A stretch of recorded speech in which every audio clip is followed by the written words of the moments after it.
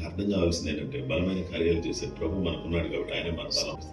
అంటే మనకు ఒక పరిపక్వత లేక ఆధ్యాత్మికమైన పరిపక్వత లేనప్పుడు వీళ్ళు నా బలం అనిపిస్తుంది. కొన్నిసార్లు మనకున్న బంధువర్గం మనకు బలం అనిపిస్తుంది. మనకు అర్థం కావాల్సింది ఏంటంటే బలమైన కార్యాలు చేసే ప్రభు మనకున్నాడు కాబట్టి ఆయనే మన బలం. ప్రజల హృదయాన్ని కరిగించేవాడైనా, సేవ జరిగించేవాడైనా, మనకు అండగా నిలిచేవాడైనా, మన పక్షంగా ఉండేవాడైనా, మనం లేవనెత్తేవాడైనా, కృంగిన సమయాల్లో నేనున్నాను, ధైర్యంగా ఉండు అని చెప్పగలిగినటువంటి వాడు ఆయనే బలం. అందుకనే అపొస్తలుడైన పౌలు అంటాడు, నన్ను బలపరచునని సమస్తమును చేయగలం. ఆ తర్వాత హబక్కూకు కూడా పాట పాడుతూ ఏమంటాడంటే, యెహోవాయే నాకు రక్షణ, నా కాళ్ళను లేడి కాళ్ళ వలిగా చేసేవాడు ఆయన, ఎత్తైన స్థానంలో నిలబెట్టేవాడు చెప్పి దేవుని స్తుతిస్తాడు. కాబట్టి ఈ సందర్భంలో జస్ట్ మనం అందరూ కూడుకున్నాం కాబట్టి మన బలం దేవుడే అనే విషయాన్ని గుర్తించి ఆయన వైపు మనం చూద్దాం. ఆయన బలం పొందుకుందాం. ఆ బలం నా బలం, నీవే నా బలం అనాలంటే ఆ శక్తి గల దేవుని యొక్క ఆత్మ ప్రభావాన్ని హృదయంలో కలిగినటువంటి వారిగా ఉంటే బలం రోజు రోజుకి ఏమవుతుందంటే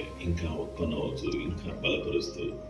చూడండి, పరిశుద్ధాత్మదేవుడు చాలా బలమైనటువంటి వాడు, కానీ అంత బలమైనటువంటి వాడైనప్పటికీ కూడా మనకి ఎంత బలం కావాలో అంత బలం వేస్తాడు.